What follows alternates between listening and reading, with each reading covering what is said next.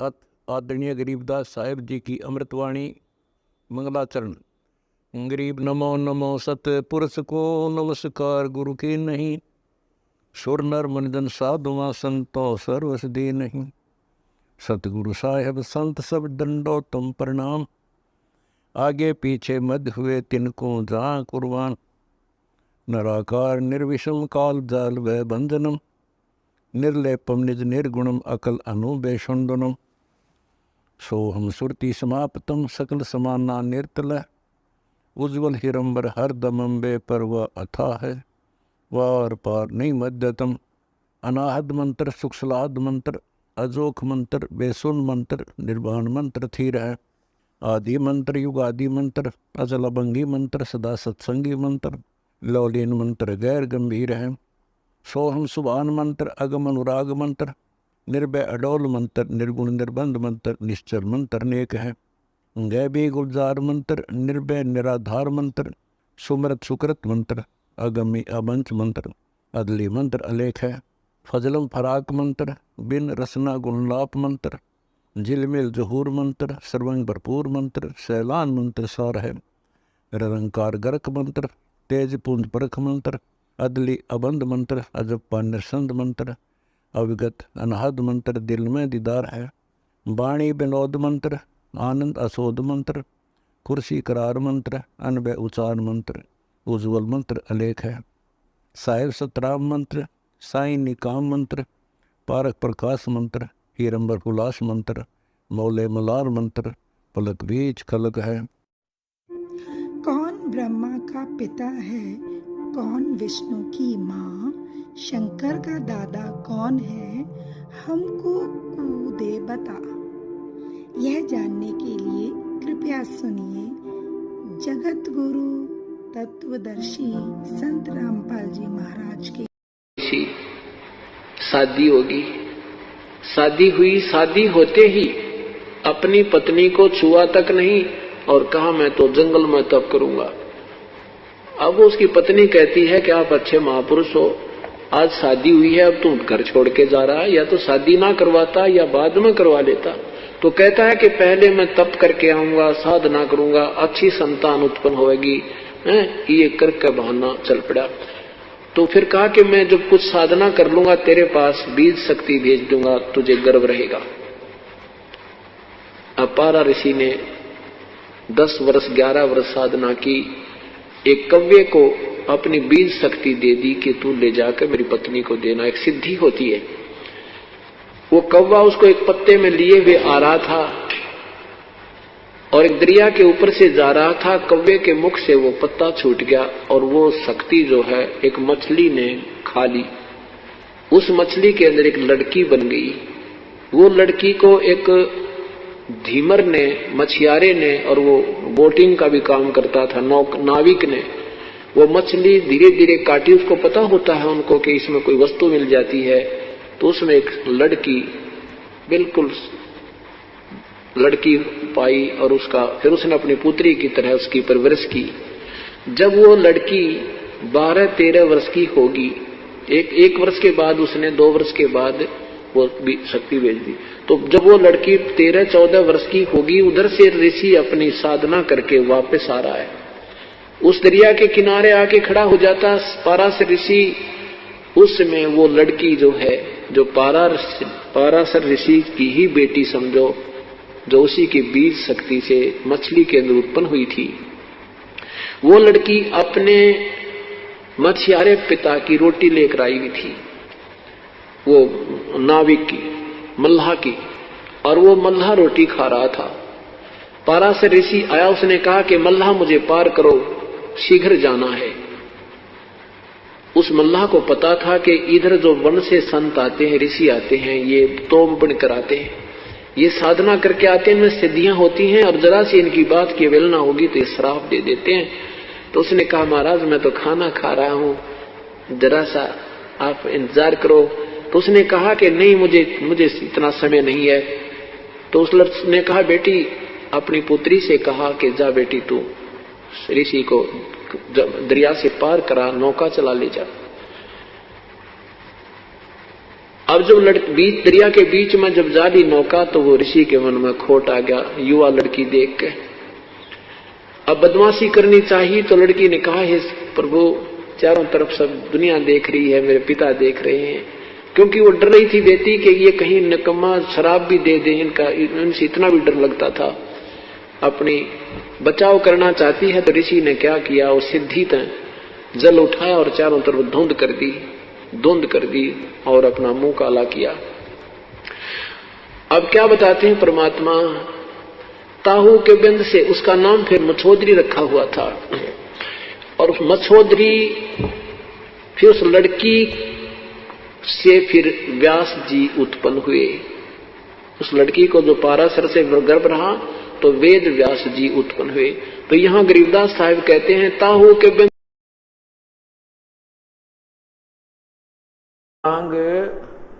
तब ऊट पटांग भाषा बनाकर जुलाहे आदि नीच लोगों को समझाने लगा। तंबूरे लेकर गाता था, भजन बनाता था। विशेष पंडित शास्त्र वेदों की निंदा किया करता था। कुछ मूर्ख लोग उसके जाल में फंस गए। जब मर गया तो लोगों ने उसे सिद्ध बना लिया। अरे वाह! और जो जीते जी बनाया था उसको लिख लिखा के और उसकी बाणी बना दी। अरे तेरा गजब है भगवान। अब ऐसे लोगों को, ऐसे महापुरुषों को हम महर्षि कहें या क्या कहें, ये स्वयं सोच लेना। परमात्मा को तो कहता है उठ पटांग गाया करता, उसने क्या है का बेरा नहीं था, वो कुछ नहीं जानता था। जबकि जिसने वेदों का भी चारों वेदों को भी अपनी सिंपल लैंग्वेज में 18 पुराणों को, कुरान को, बाइबल को, सबको उसके अंदर समावेश करके निर्णायक तरीके से लिखा हुआ, क्योंकि वो परमात्मा थे, उनको पूर्ण ज्ञान था।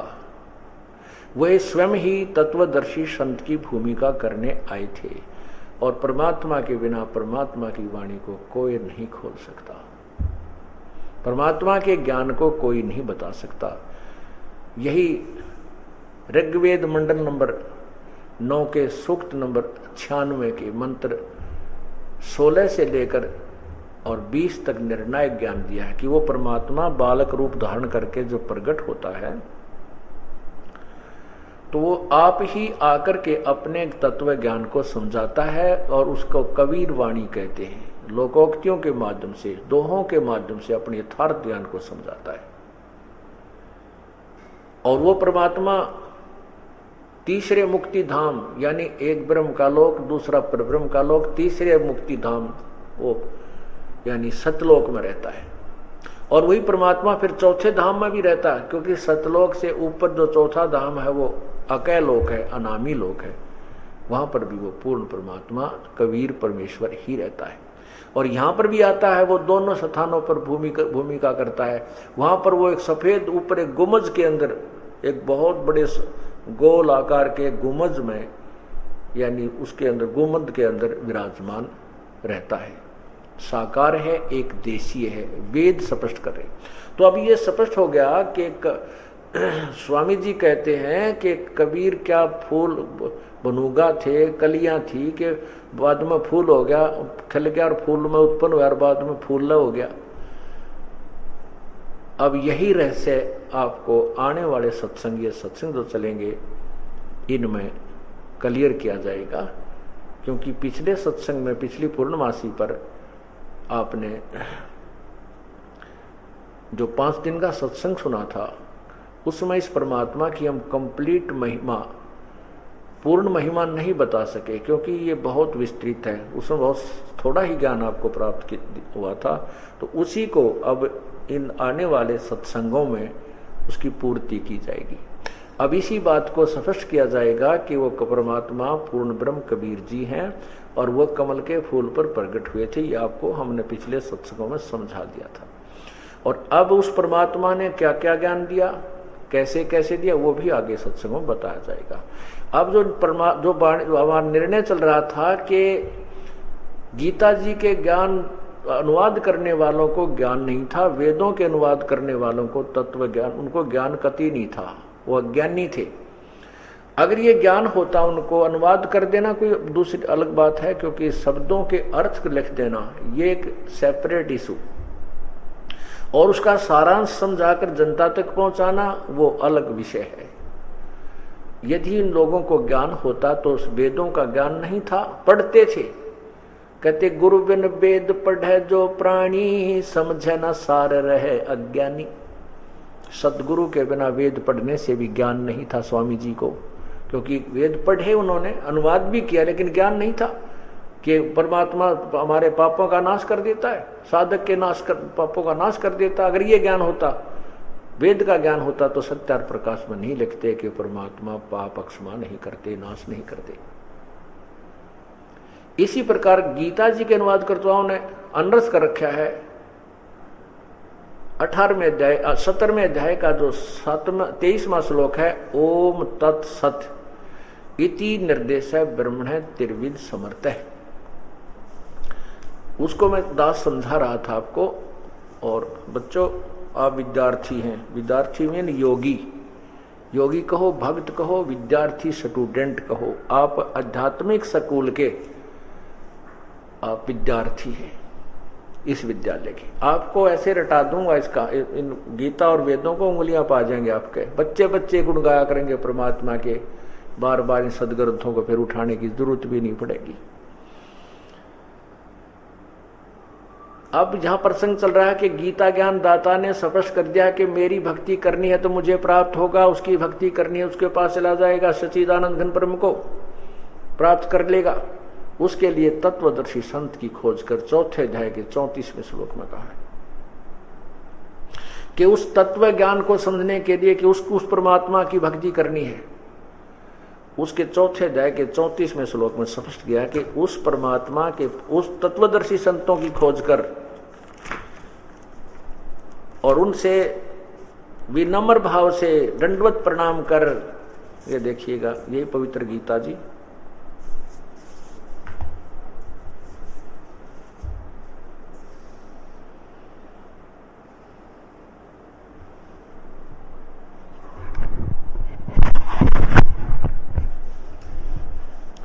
और इसके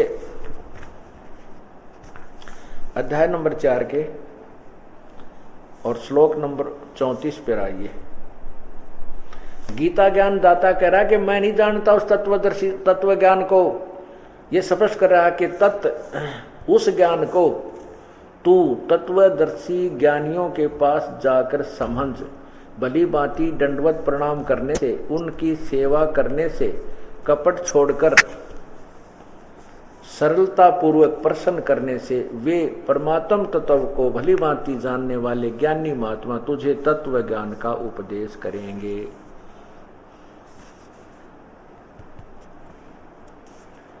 तत्व ज्ञान का उपदेश करेंगे, ये देखिएगा, तुझे तत्व ज्ञान का उपदेश करेंगे। स्पष्ट हो गया। इससे सिद्ध होता है कि गीता ज्ञान दाता तत्व ज्ञान से अपरिचित है। वो कहता है कि उस तत्व ज्ञान के बारे में, उस पूर्ण परमात्मा परम अक्षर ब्रह्म के विषय में जो भक्ति तूने करनी है वो तत्वदर्शी संतों के पास उस तत्व ज्ञान को समझ। यानी गीता के अंदर वो तत्व ज्ञान नहीं है, कंप्लीट नहीं है। वो तो उस तत्वदर्शी संत की प्राप्ति के पश्चात उस परम पद परमेश्वर के उस परम पद की खोज करनी चाहिए, जहां जाने के बाद पश्चात साधक लौटकर संसार में नहीं आते। ये 15वें अध्याय का और तत्वदर्शी संत की पहचान बताई है 15वें अध्याय के प्रथम श्लोक में। ये आपको पिछले सत्संग में भी सुनाया गया था, लेकिन प्रत्येक पीरियड में सत्संग में स्टूडेंट बदलते रहते हैं, श्रद्धालु बदलते रहते हैं, इसलिए उस ज्ञान को बार बार सुनाया जाता है, आवृत्ति की जाती है, उसकी रिपीट किया जाता है। देखिएगा, ये अध्याय नंबर 15वां पंचदश अध्याय,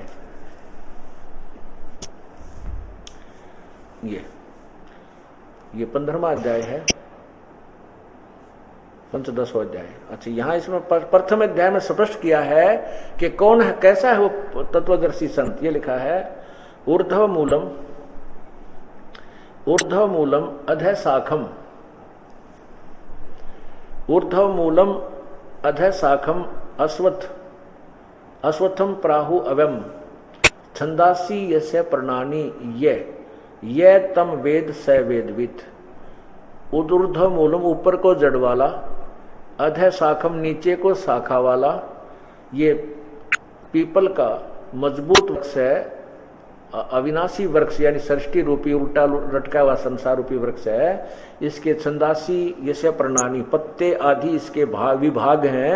और ये जो तम वेद उस तत्व ज्ञान का यानी पूरी सृष्टि रचना को जानता है, स वेदवित वह तत्व ज्ञान से परिचित है, वेद ज्ञान से परिचित है, वो तत्व ज्ञानी है, वेदवित है, वेद का जानने वाला है। पहचान बता दी तत्वदर्शी संत की। और खुद कहते हैं ये आदि पुरुष परमेश्वर मूल वाले, आदि परमेश्वर रूप मूल वाले अधः शाखम। ये अधः शाखम गलत अनुवाद किया है इन्होंने, क्या ब्रह्मा रूप मुख शाखा वाले नहीं, अधः माने नीचे को होता है। इन्हीं की शब्दों में यहां देखना, अधः माने नीचे शब्द अर्थ इन्होंने खुद किया, अधः माने नीचे, यहां ठीक किया है। डर है दरबार गरीब लागी तब जानिए हरदम नाम उचार, धीरे धीरे होएगा ओ अल्लाह दीदार। गरीब लागी तब जानिए हरदम नाम हनोज, विकट पंथ पावे नहीं मिन्नी जैसी खोज। गरीब लागी तब जानिए हरदम नाम हनोज, मैं मेरी को पटक दे सिर से डारो बोझ। गरीब लागी तब जानिए लकी लगे दुकान, लंगर सौदा कर छोड़ महात्म मान। गरीब लागी तब जानिए लकी लगे दुकान, बखत पड़ा सौदा कर कोठे डार ज्ञान।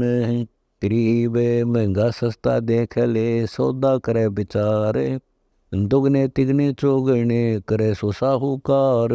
गरीब महंगा सस्ता देख ले सौदा करे समोए, दुगने तिगने चौगने कर ले जाता कोए। गरीब पूंजी साहूकार की बंजारा संसार, पूंजी मूल गवाई या ना करे बिगार। गरीब ये पर पटन ये गली बोर न देख आए, सतगुर सो सौदा हुआ बरले माल अगाए।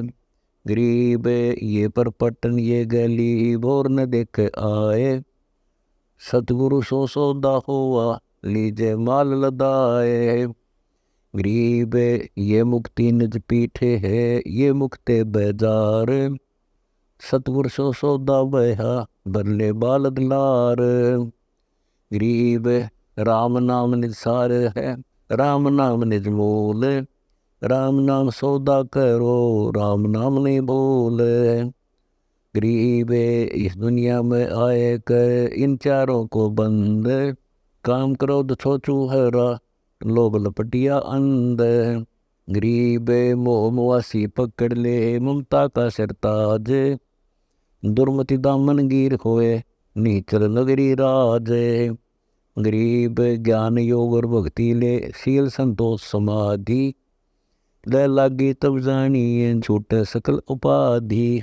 गरीब ज्ञान योग और भक्ति ले शील संतोष विवेक, ले लागी तब जानिए जब दिल आवे एक।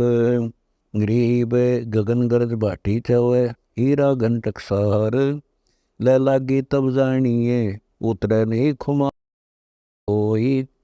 अनुरागी पद परमहंस रखे सुरति सोई, गरीब सुरति नृत्य का बास कित कहाँ मैल विश्राम। बिन डांडी का फूल कित कित है अविगत राम। गरीब तन के अंदर मन बस मन अंदर चित चोख, सुरती नृत्य जा मूल है त्रिकुटी फूल अजोख। गरीब चित घन चातरक जूरट ध्यान जो चंद्र चकोरे, सो सूक्ष्म के महरमी, उड़े गुड़ी बिन डोरे। गरीब सूक्ष्म मूर्ति कौन है, कौन कहो बैराट, विश्व रूप किसको कहो, खोलो ओगट घाट। गरीब शेष शीश पर सुरती दर, लघु मूर्ति जा देख, दीर्घ के है शीश पर, लीलांबर जा बेख। गरीब पीतांबरता परसले, शंख चकर मुक्ताल, बरगलता कुंडल कैला, यो सूक्ष्म का ख्याल। गरीब लघु से दीर्घ होते हैं, दीर्घ से लघु फेरे, तिल में ताले बसत सुई समाना सुमेरे। गरीब चतुर्भुजी षोडश कला, सहस भुजा बैराट, 10 शेष अक्षर भुजा, गुरु लखाई बाट। गरीब तीनों मूर्ति खूब हैं, अवगत गति कुर्बान, परमानंद पद परसले, शंख भुजा सैलान। गरीब बगल विदा पावे नहीं, बिकट पंथ व गैल, सुर नर मुनि जन थकत हैं, संत करें ना सैल। गरीब छिन में चढ़े आकाश को, छिन में जाए पतालो, छिन छिन उर में देख दे, छिन में नैनो नाल। गरीब आडा पर्दा खुल गया, जहाँ चाहे ता देख, रोंड मुंड मोले खड़ा, जाके सुंदर रूप रेख। गरीब अरस कुरस में गर्क है, 5 तत्व गलतान, सोन गगन में रम रहा, नहीं जमी आसमान। गरीब बाजे बजे असंग ध्वनि, लहरी लहर समंद, बेच गुण चिंतामणि, देखत है नहीं अंध। गरीब शब्द घटा गन गरजे ही, दिल दामनी दमकार, बाहर भीतर देख ले, असंकला चमकार। गरीब इसते आगे क्या कहूँ, अकत कथा अनुराग, कोटि सिद्धियाँ आगे खड़ी, मुझे दिखा बैराग। गरीब लोग रथनिक सिद्धि है, सो ब्रह्मा को दीन, भक्ति हित जाना नहीं, जो सौदा क्या कीन। गरीब 9 अवतार सरस कला, असुर सिंघारे आन, भक्ति मऊला माल व रहा प्रेरा जान। गरीब शंकर से सुर ज्ञान है, पर ल करें प्रेत, तीनों पदवी खूब है, पर से लोकन सेत। गरीब सुर नर गण गंधर्व। अब भक्ति से कहते हैं आपको, जय तुझे राजपाट कुछ चाहिए, हमरा इधर ले ध्यान। जैसे दोरू जी और उसकी माता जी को अलग से एक मकान में रखा जाता था और तोल के 1.25 सेर अन्न दिया जाता था दोनों माँ बेटों को। फिर ध्रुव ने अपनी माँ से प्रश्न किया कि माँ, ये मेरे पिताजी को राज किसने दिया है? क्योंकि उसकी मौसी जी ने, ध्रुव की मौसी ने ध्रुव जी को उसके पिताजी के गोडों से, जो उनमें बैठा था उनके गोद में, गोद से छीनकर बाहर फेंक दिया था, लात मार दी थी कि तू यहां नहीं बैठ सकता।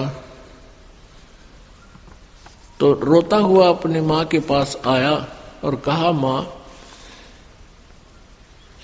ऐसे ऐसे मेरी मौसी ने मेरे साथ ऐसा किया। माँ ने कहा, बेटा उनका राज है, हमारा राज है नहीं। तो उसने पूछा, माँ राज किसने दिया है मेरे पिताजी को? माँ ने कहा, बेटा भगवान ने की लीला है, वही देता है सबको। उसी दिन से घर त्याग कर चल पड़ा कि मैं राज मांगूंगा भगवान से। भक्ति की तो मालिक ने उसको राज दे दिया। कुछ दिनों के बाद उसका मौसी वाला भाई मार दिया किसी शत्रुओं ने, और वो राज्य फिर ध्रुव को प्राप्त हुआ। तो परमात्मा कहते हैं, संसार में उत्पत्ति कैसे होगी, 1 लाख जीव तू कैसे खाएगा? तो इसका नियम है, इसका नियम है कि bud the evil, cut the evil in the bud, यानी बुराई को यानी स्टार्ट में ही काट दे। तो इसने विष्णु जी के मन में प्रेरणा कर दी कि यू बढ़ांडी पाक गया नारद जी, ये कहता मन इंद्रियां सारी काबू कर ली, चल इसको ठीक करते हैं। तो उधर से क्या हुआ कि नारद जी मिलकर चल पड़े, वहां से जा रहे हैं। उधर से विष्णु जी पीछे से आ रहे हैं। नारद जी ने पूछा, कहाँ जा रहे हो प्रभु?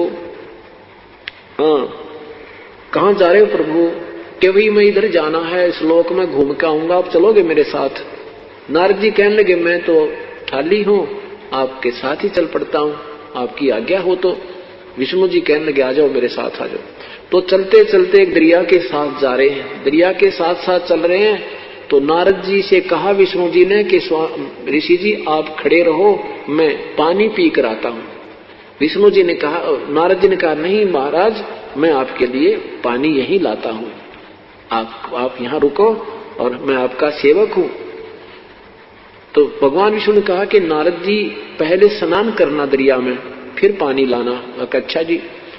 अब नारद जी ने जो ही स्नान करने के लिए डुबकी लगाई दरिया में, तो उसके एक सुंदर लड़की बन गया, एक सुंदर लड़की रूप बन गया नारद जी का।